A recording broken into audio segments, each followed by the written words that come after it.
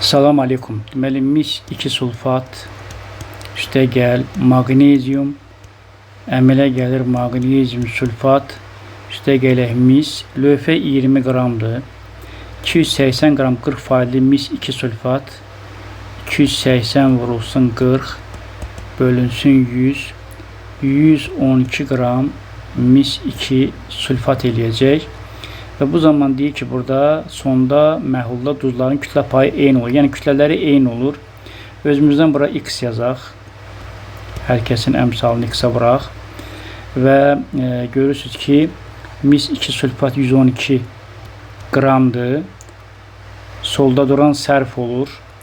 Bu duz. Deməli, solda duran duzdan 112 minus 160 x qaldı. Sağda duran duz alınır. 120 x da buradan 0,4'e bərabərdir.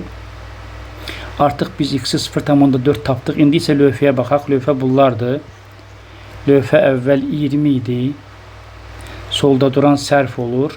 Bu 24 x-dir. X da 0,4'dür.